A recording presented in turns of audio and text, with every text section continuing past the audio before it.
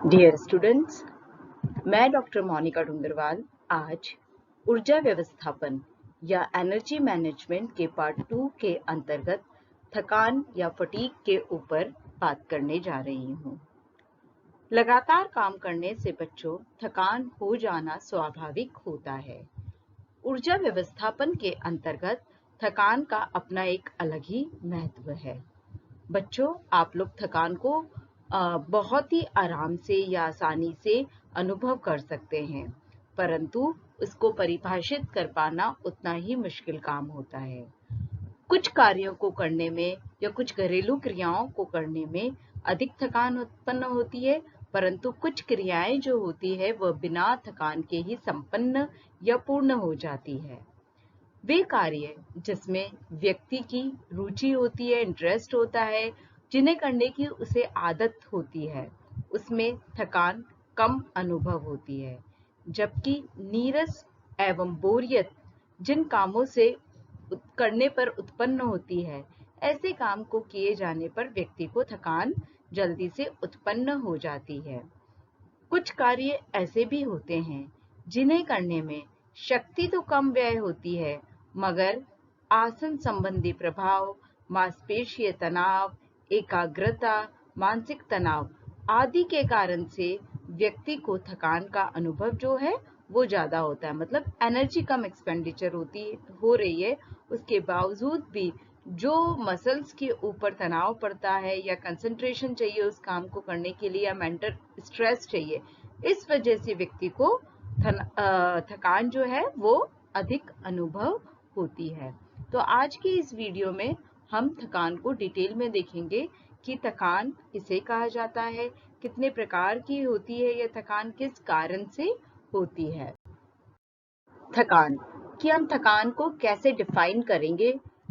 जब हम थकान को डिफाइन करते हैं बच्चों, तो गृह कार्यों को करने में शक्ति व्यय होती है, और जब शक्ति व्यय होती है तो व्यक्ति को थकान आ जाती है। थकान मानसिक तनाव, शारीरिक मुद्रा स्थिति, एकाग्रता और मांसपेशीय तनाव के कारण से होती है। थकान का अर्थ उस स्थिति से होता है जो व्यक्ति की कार्य क्षमता में कमी ला देता है। यानी जब हम इसे डिफाइन करेंगे तो थकान के कारण क्या हो रहा है, व्यक्ति की जो कार्य क्षमता या कैपेबिलिटी है वह कम हो रही है। यानी थकान शरीर की वह शारीरिक स्थिति होती है जो पूर्व में किए गए कार्यों के कारण वर्तमान में काम करने की क्षमता को कम कर देती है। यानी कि जो आपने पहले काम किए हैं उसके कारण से अब जो आप काम करने वाले हो उसकी कैपेबिलिटी या क्षमता को कम कर दिया है। आप उतनी एनर्जी के साथ अब कार्य नहीं कर पा रहे हो, यानी कि आपको थकान उत्पन्न हो गई है या थकान फील हो रही है। इस स्लाइड में हम बात कर रहे हैं थकान के कारण की, कि किन कारणों से थकान उत्पन्न होती है। थकान उत्पन्न होने के मुख्यतः बच्चों दो कारण होते हैं, जिसमें सर्वप्रथम कारक है बाहरी कारक या जिसे एक्सटर्नल फैक्टर्स कहा जाता है। दूसरा है आंतरिक कारण या जिसे हम इंटरनल फैक्टर कहते हैं। बाहरी कारक को जैसे बाहरी कारक कहेंगे तो नाम से ही पता चल रहा है जो कि बाहरी तत्व हैं और हमको थकान क्रिएट करने में या थकान उत्पन्न करने में हमारे में मदद कर रहे हैं। यानी कार्य करने की परिस्थिति एवं वातावरण जो होता है जब कार्यकर्ता को प्रभावित करता है तो वह आपके बाहरी कारक कहलाते हैं, जैसे अत्यधिक उत्तेजना, एकाग्रता, अपूर्ण प्रकाश यानी आप जहाँ काम कर रहे हैं वह प्रॉपर लाइट नहीं आ रही है, अत्यधिक शोर जहाँ बहुत ज्यादा आवाजें हो रही है, अशुद्ध वायु, अनुपयुक्त कार्य क्षेत्र, कुर्सी मेज जिस पे आप बैठ के कार्य कर रहे हैं, ये सारे बाहरी कारक के अंतर्गत आते हैं और आपके कार्य को प्रभावित करने का काम करते हैं, यानी थकान उत्पन्न करने का कार्य करते हैं। कभी कभी शारीरिक स्थिति और मुद्रा, कार्यक्षेत्र की व्यवस्था, वहां पर कैसा मैनेजमेंट है, संग्रहित क्षेत्र की सजावट, वहां का जो क्षेत्र है वो किस तरीके का बना हुआ है, यानी कि अरेंजमेंट ऑफ वर्क एरिया कैसा है, अत्यधिक कार्य का समय, यानी जब आपको बहुत लंबे समय तक काम करना पड़ता है ना। आप 10 to 5 काम करते हैं हमेशा ऑफिस में, आज आपको बोल दिया जाए आपको 7 बजे तक रुकना है या 9 बजे तक रुकना है, तो ऐसे समय में भी आपको थकान अधिक फील होती है, या बहुत अधिक भारी कार्य कर लेते हैं, हैवी वर्क करते हैं, तो भी आपको थकान फील होती है। यानी हमारा भली पोजीशन है, शारीरिक स्थिति है, या पोस्चर यानी कि मुद्रा है, साथ में जहां पर आप काम कर रहे हैं वहां का अरेंजमेंट क्या है, कार्य क्षेत्र की व्यवस्था क्या है, स्टोरेज संग्रह क्षेत्र की सजावट क्या है ना। ये सारी चीजें भी जो कि बाहरी कारक है, व्यक्ति के अंदर थकान उत्पन्न करने का कार्य करते हैं। नेक्स्ट जो कारण है आंतरिक या इंटरनल फैक्टर्स, बच्चों अब हम उसकी बात कर रहे हैं। थकान उत्पन्न होने के आंतरिक कारण में शरीर का रोगग्रस्त होना या अन्य समस्याओं का होना, जैसे कि दोषपूर्ण नेत्र, मतलब आपकी आईज में कोई प्रॉब्लम है, हार्ट डिजीज यानी हृदय रोग, श्वसन संबंधी रोग, या किसी अंग विशेष में दर्द होना, जैसे कभी आपका हाथ दुख रहा होता है, पांव दुख रहा होता है, इस कारण से भी कई बार थकान जल्दी से फील होती है। कई बार कमजोरी होती है, आप बीमारी से उठे हैं, या आपको एनीमिया रक्त अल्पता रोग है, ऐसे समय में भी कभी आपका पेट में दर्द हो रहा है, या मांसपेशीय ऐंठन हो रहा है, या किसी को डायबिटीज की प्रॉब्लम है, कई सारे फैक्टर्स होते हैं हमारे शरीर से रिलेटेड जो कि शरीर के अंदर हैं, यानी आंतरिक कारण है जो कि हमें जल्दी थकान को उत्पन्न करने में मदद कर रहे हैं। इसी के साथ शारीरिक कमजोरी यानी वीकनेस, ज्ञान, रुचि, लक्ष्य, स्पष्टीकरण की कमी से भी मानसिक थकान उत्पन्न होती है। हमारी उस काम को करने के लिए नॉलेज कितनी है, हमारा उसमें इंटरेस्ट है या नहीं है। अगर आपका इंटरेस्ट नहीं है उस काम को करने में तो थकान जल्दी फील होती है। हमारे लक्ष्य क्या है, हमको स्पष्टीकरण की कमी, यानी हमको वो उसके लक्ष्य स्पष्ट भी है या नहीं है, या हमें जो काम करना है वो स्पष्ट है या नहीं है। तो ये जो सारे कारक होते हैं यह भी थकान को उत्पन्न करने में मदद करते हैं। बच्चों इस स्लाइड में हम बात कर रहे हैं थकान के प्रकार की, यानी टाइप्स ऑफ फटीग की। थकान जो होता है बच्चों दो तरह की होती है, एक होती है शारीरिक थकान, दूसरी होती है मनोवैज्ञानिक थकान, यानी physical fatigue and psychological fatigue. सबसे पहले हम बात करेंगे शारीरिक थकान की। बच्चों नाम से ही पता चल रहा है जो शरीर में उत्पन्न हो रही है, या हमें शारीरिक शक्ति हमारी उसको कम कर रही है, यानी लगातार घरेलू क्रियाओं को करने से धीरे धीरे व्यक्ति की शारीरिक शक्ति कम होने लगती है तथा व्यक्ति की जो कार्य क्षमता या वर्किंग कैपेसिटी में कमी आ जाती है उसे ही शारीरिक थकान कहा जाता है।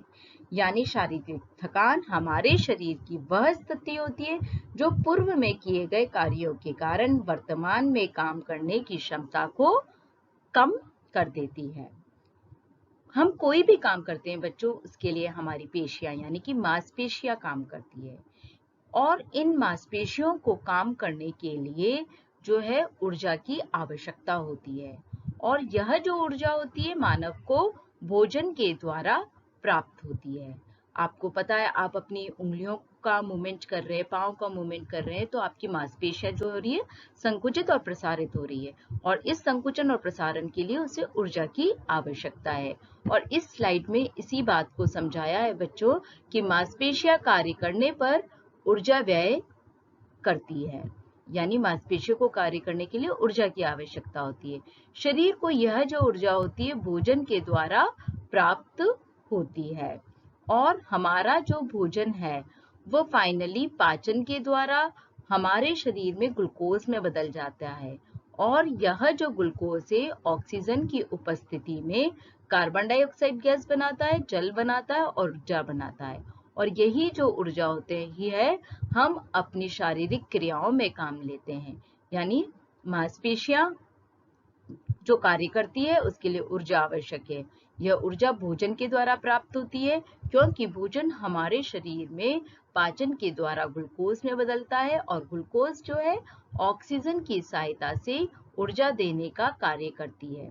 जब कभी भी हम बहुत अधिक कार्य करते हैं या हमारे शरीर में ऑक्सीजन की कमी हो गई है या ऑक्सीजन नहीं पहुंच पा रही है उस मांसपेशियों में टाइमली, उस कंडीशन में क्या होता है कि ऊर्जा हमारी मांसपेशियों को नहीं मिल पाती है और हमें थकान फील होती है बच्चों। जैसे आप दौड़ के आते हो तो आप बहुत जोर जोर से सांस लेते हो, क्यों लेते हो? कि ऑक्सीजन जल्दी जल्दी हमारी मांसपेशियों में पहुंचे और ऊर्जा देने का कार्य करे। यानी शारीरिक थकान धीरे धीरे उत्पन्न होती है, जिससे कि मानसिक संतुलन भी बिगड़ जाता है, साथ में मांसपेशियों का नियंत्रण भी कम हो जाता है। मस्तिष्क निर्देशन का कार्य जो करता है वह भली प्रकार से नहीं कर पाता है। यानी जब हम बहुत अधिक शारीरिक कार्य करते हैं बच्चों, यानी पूर्व में किए गए कार्य हमारे वर्तमान के कार्यों को प्रभावित कर रहे हैं। यानी हम बहुत अधिक जब शारीरिक कार्य करते हैं तो हमें बाद वाले कार्यों को करने में दिक्कत होती है, क्योंकि हमें शारीरिक थकान उत्पन्न हो रही है, क्योंकि हमारे शरीर में ऊर्जा उतनी मात्रा में कार्य को करने के लिए उत्पन्न नहीं हो पा रही है। और इसका सिंपल सा मैंने अभी एग्जांपल दिया था, जैसे कि आप भाग के आते हैं या कोई भी फिजिकल एक्टिविटी करते हो तो आप जोर जोर से सांस लेते हो, है ना, आपकी श्वसन की जो दर होती है वो बढ़ जाती है। क्यों बढ़ गई है? क्योंकि आपको अधिक मात्रा में ऑक्सीजन की आवश्यकता है। अब हम बात करेंगे मनोवैज्ञानिक थकान की। थकान या थकावट एक व्यक्ति की उस परिस्थिति के प्रति संपूर्ण प्रतिक्रियाओं में से एक है जिसकी वह जाने अनजाने में व्याख्या एवं मूल्यांकन करता है। व्यक्ति द्वारा स्वीकार की गई आवश्यकताओं की पूर्ति के लिए एक प्रकार की अनुपयोगिता ही थकान होती है। यानी हम जिस थकान की बात कर रहे हैं बच्चों, मनोवैज्ञानिक थकान की, यह जो थकान है व्यक्ति के द्वारा उस परिस्थिति के प्रति संपूर्ण प्रतिक्रियाओं में से एक है जिसकी वह जाने अनजाने में व्याख्या, एक्सप्लेन या मूल्यांकन या इवैल्यूएशन करता है। व्यक्ति द्वारा स्वीकार की गई आवश्यकताओं की पूर्ति के लिए एक प्रकार की अनुपयोगिता ही हम थकान कहलाती है। जैसे बच्चों, जिस कार्य में व्यक्ति की रुचि होती है वह उस कार्य को बहुत ही आराम से कर लेता है, परंतु जिन कार्यों में उसकी अरुचि होती है उस कार्य को करने में उसको जटिलता फील होती है, क्योंकि उसको मनोवैज्ञानिक थकान होने लग जाती है। यानी मनोवैज्ञानिक थकान जो होती है किसी व्यक्ति की, वह मनोवैज्ञानिक स्थिति होती है जिसके कारण उसी खास कार्य के प्रति घृणा व अरुचि होती है। परिणामतः उसका क्या होता है, उसको वह कार्य जो है जटिल लगता है, यानी उसकी कार्य क्षमता में कमी आ जाती है ना। अधिकतर जो घरेलू क्रियाओं से उत्पन्न होने वाली थकान जो होती है वो मनोवैज्ञानिक थकान ही होती है। इस प्रकार की थकान में व्यक्ति के किसी भी विशेष कार्य के लिए बच्चों रुचि कम हो जाती है या उसमें घृणा उत्पन्न होने लग जाती है। यानी मनोवैज्ञानिक थकान किसी व्यक्ति की वह मनोवैज्ञानिक स्थिति है जिसके कारण उसे किसी खास कार्य के प्रति घृणा हो जाती है या अरुचि उत्पन्न हो जाती है। यानी कि यह थकान व्यक्ति के मेंटल लेवल के कारण से क्रिएट होती है और इसी कारण से इसे मेंटल फटीग कहा जाता है। अब हम बात कर रहे हैं मनोवैज्ञानिक जो थकान होती है बच्चों, वह भी दो तरह की होती है। उसके नाम है सर्वप्रथम नीरस थकान, यानी आप किसी कार्य से बोर होके थक गए हो, है ना। और दूसरा है कुंठाजन्य थकान, फ्रस्ट्रेशन के कारण से आप थकान को फील कर रहे हो तो उसे कुंठाजन्य थकान हम कहें। सर्वप्रथम हम बात कर रहे हैं नीरस थकान की। नीरस थकान के अंतर्गत जो व्यक्ति है उसमें वास्तविक कार्य क्षमता में कोई कमी नहीं आती है, यानी उसकी जो कार्य क्षमता है वह परिवर्तित नहीं होती है ना, बल्कि व्यक्ति को किसी भी काम के प्रति जो है अनाकर्षण, अरुचि एवं घृणा उत्पन्न हो जाती है। इस थकान में असंतोष, उदासीनता, विश्रामहीनता, कार्य से छुटकारा पाने की इच्छा, प्रेरणा का निम्न स्तर, समय के धीरे गुजरने का एहसास होने जैसे लक्षण दिखाई देने लगते हैं। क्योंकि जो व्यक्ति है उसको इस कार्य के लिए जो है अरुचि है, अनाकर्षण है, और इसी कारण से वो जो व्यक्ति है उसको काम करने पर भी या काम करने से पहले थकान फील हो रही है, उसको उस कार्य को करने पर असंतोष फील हो रहा है, उसको उदासीनता है उस काम को करने में, और साथ में कार्य से छुटकारा पाने की इच्छा भी होती है ना। और उसको ऐसा भी फील होता है जब वो काम कर रहा होता है कि समय जो है वो धीरे धीरे धीरे धीरे गुजर रहा है। नीरस थकान कार्य की प्रगति पर निर्भर करती है, परंतु ऐसे ही समय पर अगर व्यक्ति को कोई उसका इंटरेस्टिंग वर्क दे दिया जाए या रुचि के अनुसार कार्य दे दिया जाए, क्योंकि उसकी कार्य क्षमता में कोई परिवर्तन नहीं आया है, तो वो उस कार्य को बड़े इंटरेस्ट से और जल्दी से पूर्ण कर लेता है। तो इस तरह की थकान जिसमें कि कार्य क्षमता में कमी नहीं हुई रही है, परंतु क्योंकि व्यक्ति की उसमें रुचि नहीं है, उसके प्रति आकर्षण नहीं है, इस कारण से वह कार्य को अच्छे से नहीं कर पा रहा है। अब हम बात करेंगे कुंठाजनक थकान की।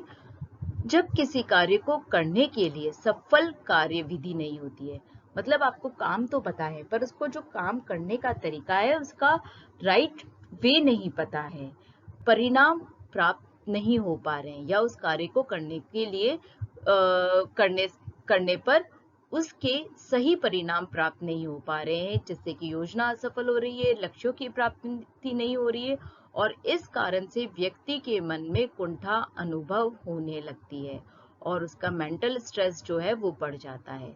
यानी एक सफल कार्य योजना नहीं होने के कारण से या एक सफल कार्य मेथड नहीं होने के कारण से उसको जो परिणाम चाहिए वो प्राप्त नहीं हो पा रहे हैं, उसकी योजना या प्लानिंग असफल हो रही है, इस कारण से लक्ष्यों की प्राप्ति नहीं हो रही है, और इसी कारण से व्यक्ति के मन में कुंठा अनुभव होने लगती है और इसे कुंठाजनक थकान कहा जाता है।